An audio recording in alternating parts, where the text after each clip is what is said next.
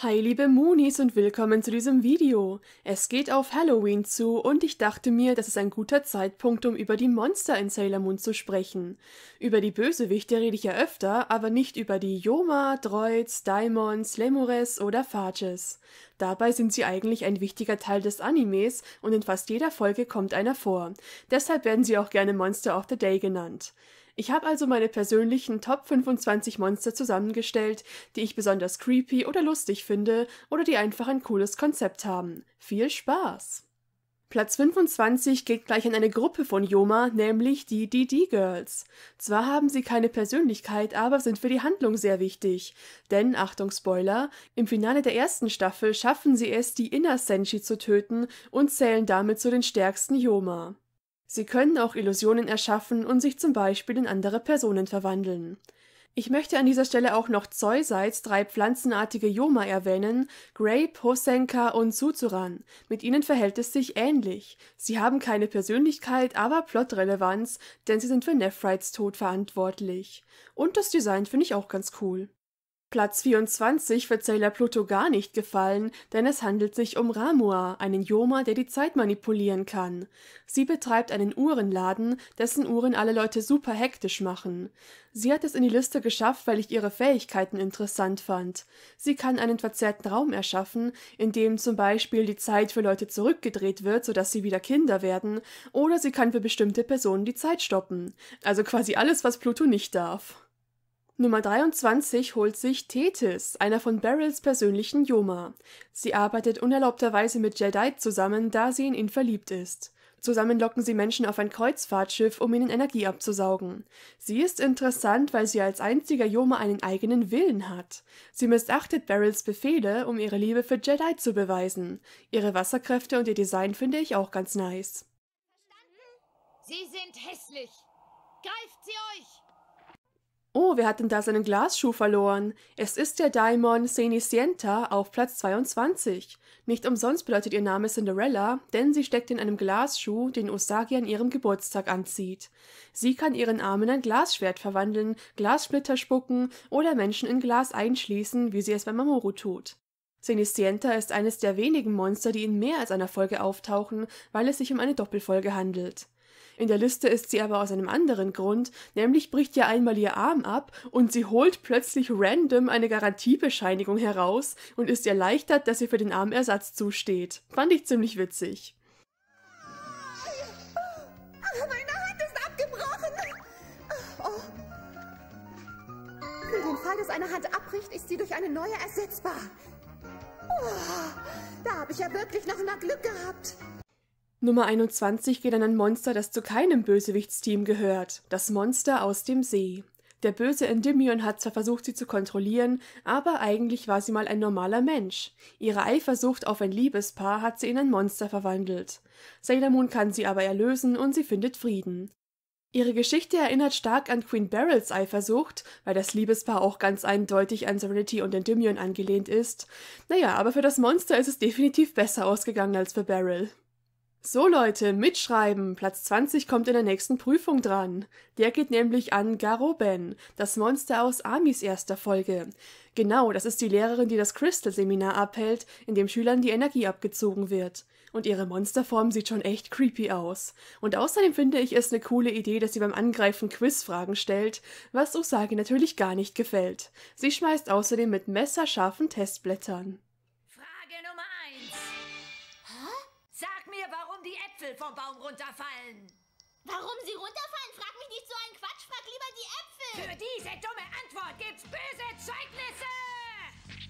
Platz 19 wird euch vermutlich überraschen, denn er geht nicht an ein Anime-Monster, sondern den Kaktusmann aus der Live-Action-Serie, stellvertretend für alle Yoma aus PGSM. Gerade die ersten paar, die oft echt cringe Kostüme haben und dadurch ungewollt lustig sind. Der Kaktusmann heißt natürlich nicht wirklich so, der hat eigentlich keinen Namen. Aber naja, er kann sich aufteilen und mehrere Kaktusmänner erschaffen, die gleichzeitig besiegt werden müssen, was zu einem ikonischen Kampf führt. Atsui kimochi wa c'est la vie. Die Nummer 18 stibitzt sich ein Lemures, nämlich Mane Mane Musume, ein Affe, der wortwörtlich jeden nachäfft, sogar ihre Meisterin Wes. Sie kann Gesichter und Attacken imitieren und somit die Angriffe der Senshi zurückfeuern. Eine witzige Idee, finde ich. Aber ein bisschen cringe wirkt sie schon, deshalb ist sie nicht ganz so weit vorne. Die Nummer 17 stammt nicht aus dem 90er-Anime, sondern aus Sailor Moon Crystal. Dort gibt es ja nur wenige Yoma und so weiter, aber einen wollte ich mit reinnehmen. Die Geisterbraut aus Makotos Einführungsfolge. Eine Schaufensterpuppe, die nachts aus dem Brautgeschäft steigt und Männer hypnotisiert. Darunter auch Motoki. Und sie ist dabei echt creepy. Im Manga ist es übrigens gar kein Yoma, sondern Nephrite in Verkleidung. Platz 16 puzzeln wir zusammen für Neko Neru. Es ist ein Katzenmonster, was erwartet ihr denn von mir? Ich liebe dieses Design einfach. Aber eine ganz coole Fähigkeit hat der Daimon auch, denn er besteht aus Puzzleteilen und kann sich immer wieder neu zusammensetzen. Er entstand nämlich aus dem Katzenpuzzle eines kleinen Mädchens. Den 15. Platz erhält Castor oder doch Pollux. Die beiden scheinen sich nicht einig werden zu können, wer ihn bekommt. Keine Sorge, ihr könnt ihn beide haben. Castor und Pollux stellen sich als unzertrennliche Freundinnen vor, doch man merkt schnell, dass die beiden doch gar nicht so unzertrennlich sind und oft streiten, was ihnen auch zum Verhängnis wird. Die beiden Yoma können Mercury Seifen blasen und Mars Feuerball imitieren. Das ist zwar ähnlich zu Mane Mane Musumes Fähigkeiten und ganz ehrlich finde ich die von ihr auch besser, aber bei Castor und Pollux mag ich das Design und das Konzept halt einfach mehr. Außerdem ist der Kampf gegen die beiden ikonisch, denn es ist das einzige Mal, dass Moon, Mercury und Mars eine Kombi-Attacke machen. Auf die Nummer 14 knipst sich Cameran, den Nephrite auf einen jungen Fotografen ansetzt. Mit ihrem Angriff kann der Yoma Personen in Fotos einsperren, was ziemlich mächtig ist.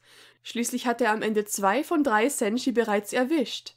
Aber Sailor Moon kann ihn auf clevere Art besiegen und durch einen Spiegel wird er von seinem eigenen Strahl getroffen. Auf Platz 13 wird es wieder creepy, denn es geht an Jumon aus der Folge Puppen weinen nicht. Aber der Yoma selbst und seine Puppenkörperteile, die er verschießt, sind gar nicht das wirklich Gruselige. Er kann nämlich auch die Puppen von Mika kontrollieren und die sind echt gruselig, wenn sie zum Beispiel auf die Kamera zufliegen oder wenn ihre Augen erscheinen. Platz 12 holt sich der einzige Droid in der Liste, Giwaku. Im Deutschen heißt er Daut und kann nicht nur Kopien von sich erschaffen, sondern auch Gedanken manipulieren. Dadurch kann sie bei Ami so viele Zweifel säen, dass diese fast bereit ist, ihre Freundinnen anzugreifen. Schon krass und auch eine echt coole Fähigkeit. Die 11 geht wieder an ein lustiges Monster, Sailor Guts. Das ist ein Fußballspieler, der in einen Fatsch verwandelt wird. Und sein Design ist einfach wow. Und er kämpft mit dem Schweiß der Jugend. Und das meine ich ernst, seine Attacke sind riesige Schweißtropfen. Tja, was soll man dazu noch sagen? Bei den lächerlichsten Monstern ist er definitiv vorne mit dabei, aber er ist doch sehr unterhaltsam.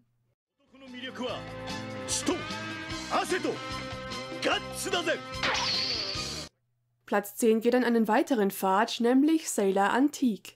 Er entstand aus einem reichen Mann, der teures Porzellan sammelt. Und der Kampf ist mega witzig, denn er wirft immer seine Sachen weg, die die Senshi dann auffangen müssen, damit sie nicht zerbrechen. Natürlich betont er dabei immer noch in Zahlen, wie teuer alles ist und gibt Sailor Moon die Schuld, als tatsächlich mal was zerbricht.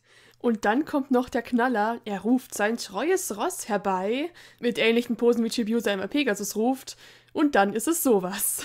Wow.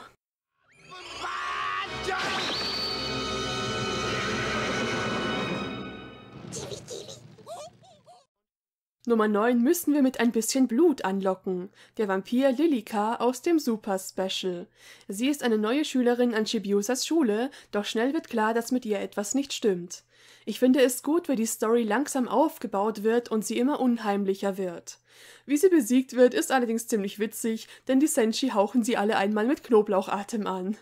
Sie stammt übrigens ursprünglich aus einer Manga-Kurzgeschichte, aber sie ist dort kein Lemures, sondern ein richtiger Vampir und wird auch nicht wie im Anime in ein normales Mädchen zurückverwandelt. Auf der Nummer 8 haben wir den Yoma Kyurene. Sie wird ebenfalls gruselig aufgebaut, wenn man in einer dunklen Gasse eine Frau sieht, die von Fledermäusen eingehüllt wird.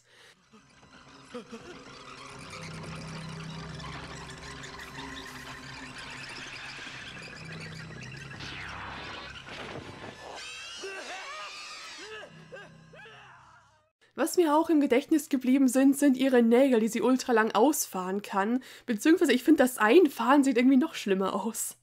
Und ähnlich wie Cameron wird auch sie kreativ besiegt, denn Sailor Moon wirft ihre Ultraschallwellen auf sie selbst zurück.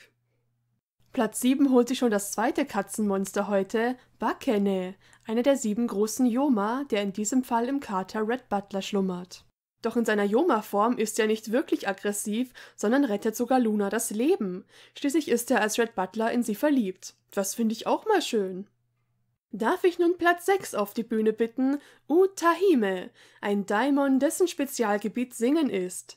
Allerdings muss sie sich vor dem Kämpfen erstmal einsingen und vergisst dann auch noch ihren Text. Ich fand Utahime einfach mega witzig und ich singe ja auch sehr gerne. Kannst du mir sagen, worauf du wartest, hä? So eine dämliche Frage. Ich muss mich doch erst einsingen, sonst ruiniere ich mir noch meine Stimme. Nun mach schon! Lied des Todes!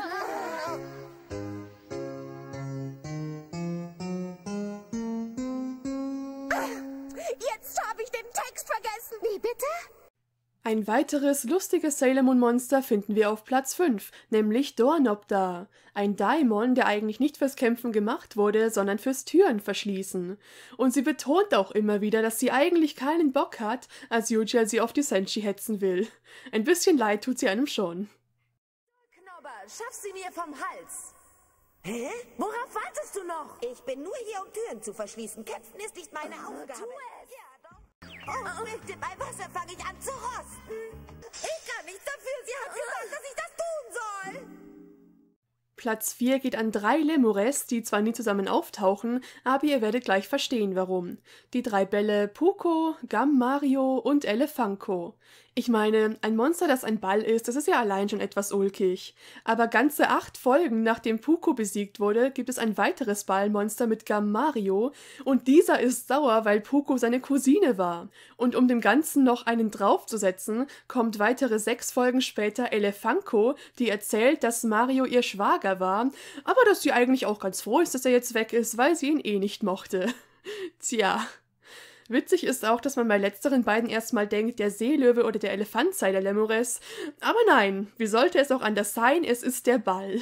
Da muss man aber auch erstmal drauf kommen, so eine Familie an Monstern zu haben und dann den Witz über einen längeren Zeitraum immer wieder zu bringen. Fast schon schade, dass es sowas nicht öfter gab. Ich bin Elefanko, Meister der Elefanten. Gomu Mario, der Arme, war mein Bruder. Ich möchte doch schwer hoffen, dass ihr euch noch an ihn erinnert, oder etwa nicht? Doch, sehr gut. Ehrlich gesagt, ich bin heilfroh, dass ihr mich von ihm erlöst habt. Er war so langweilig und hat immer behauptet, ich ginge ihm mit meinem Geschwätz auf die Nerven. Wir haben immer nur gestritten. Eigentlich war er auch gar nicht mein... Auf Platz 3 spielen wir ein Spiel, nämlich mit Ui-Kasaman. Sie ist ein Daimon, der entstand, als Mimette einfach sämtlichen Krempel in die Maschine stopft, statt nur einem Gegenstand. Dadurch verzerrt sich der ganze Raum im Haus der Tomoes und es passieren dort random verrückte Dinge. Allein das ist schon ein mega cooler Plot für eine Folge, aber Ui-Kasaman will auch nicht gegen die Senshi kämpfen, sondern spielt verschiedene Spiele mit ihnen wie Roulette, Schach oder Karten. Natürlich schummelt sie bei jeder Gelegenheit. Was für eine coole und kreative Idee. Nummer 2 geht an eine Ikone, den allerersten Yoma, Morga. Und auch gleich einer der gruseligsten. Es wird so schön aufgebaut, wie sie sich erst als Narus Mutter ausgibt und dann langsam ihr wahres Gesicht zeigt. Außerdem kann sie ihren Kopf um 180 Grad drehen und ihren Arm viel zu lang ausstrecken. Ein echter Klassiker, aber für mich auch eins der besten Monster. Aber einen Yoma gibt es noch, der sie an Gruselfaktor übertrifft. Die Traumprinzessin Murido aus der Vergnügungspark-Folge. Sie wirkt ja erstmal ganz nett, aber dann nimmt sie ihre richtige Gestalt an.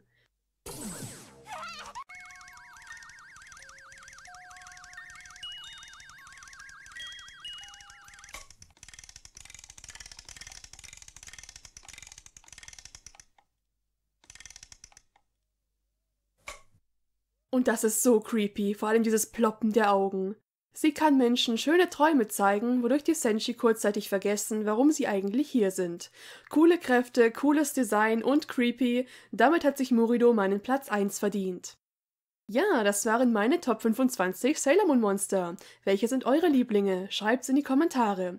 Natürlich gibt es noch weitere coole und lustige Monster, aber ich konnte ja nicht alle mit reinnehmen. Wenn's euch gefallen hat, würde ich mich über einen Like oder ein Abo freuen. Danke fürs Zuschauen, ciao, bis zum nächsten Mal, eure Sailor Cat.